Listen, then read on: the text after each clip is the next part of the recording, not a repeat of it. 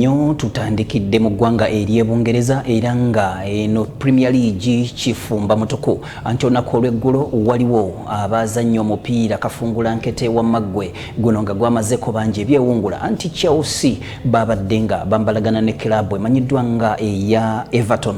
Kakati nno wano Chelsea yameze n'okuluma n'eruma bwe yafuntudde Everton n'egireka ne mu funtuliro eggolo zabadde mukaaga ku bwereere wa maggwe ng'aba Everton balinga abatazze era nga musayi muto Cole Palmer yateebye ggoolo eziwerera ddala 4. Kino ne kireetera Chelsea okubeera ng'eri mu kifo kya 9 yasenvudde oba yaddiridde. Chelsea bagamba ataakulaba akunyooma jjukira mu myaka egy'enkumi mu biseera bya Jose Mourinho wamaggwe nga Chelsea tekubikako esiba kibasi kyayo ogenda okukakana ng'emupiira eguwangudde era nga yali nantameggwa emirundi egyawerera ddala naye nga kati erinnya yabatizibwa ly'abakimpe nkyekubire. Kakati nno ekimeeza nga bwe kiyimiridde mwana wattu abamu kibasanyusa ate abalala tekibasanyusa.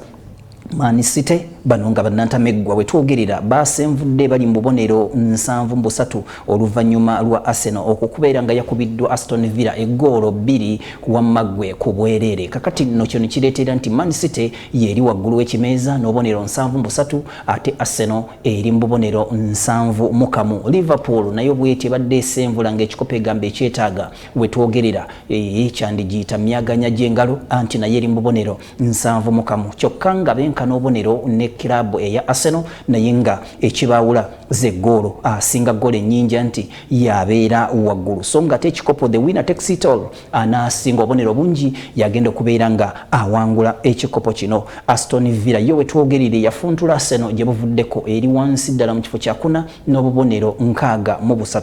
Kakati nno Aston Villa bwebeera ng'eri mu kifo ekyo wamaggwe ekyokuna kino kirekawo club omuli Tottenham omuli Newcastle ne Manchester United ganyegenya eyo wetwogerera Tottenham erina obubonero 6 ate Newcastle eweza obubonero 50 nga yenkanankana ne Manchester United weewaawo nga ggoolo ze zibawula. Kakati nno Manchester United Aston Villa bwebanga eri mu kyakuna Tottenham mu kyokutaano Newcastle nebeera mu kyomukaaga ate Man U nebeera mu kifo ekyomusanvu. Kino kirekawo kilabu zino okubeera nga zikiika mu Champions League wamaggwe muyinza obutazirabako olw'ensonga nti emipiira wetwogerera abamu basigazaayo 5 abalala basigazaayo emipiira 6 ekikopo kino kubeera nga kiwunzikibwa so nga ate abasibye ekkira abasembyeyo wansi ku kimeeza kuliko Sheffield United ng'erina obubonero 16 ate nga Burnley erina obubonero 20 so nga ne Luton erina obubonero 25 bwe batyo bwe batambudde. Kati bagamba wagira omunafafa byekango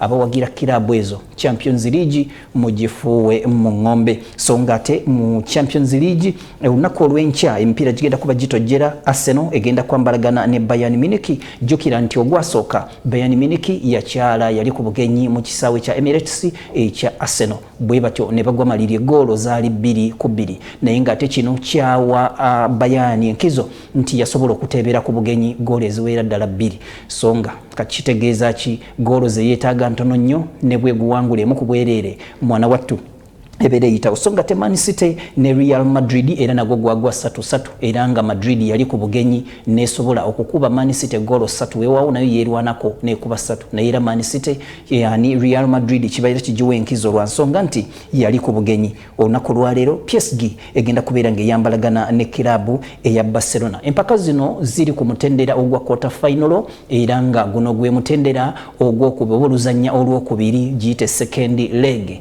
Kakati n'abayitawo bagenda kubeera nga bagenda kuluzanya oluddirira olw'akamalirizo giyite semi final nga banayitawo bazanye final n'omuwanguzi ekikopo abeere nga asobola okukyetikka. Naye ekibuzo kiri nti ekya Premier League Man City ekiddamu oba Arsenal ekyayagala okweyongerayo mu busanso.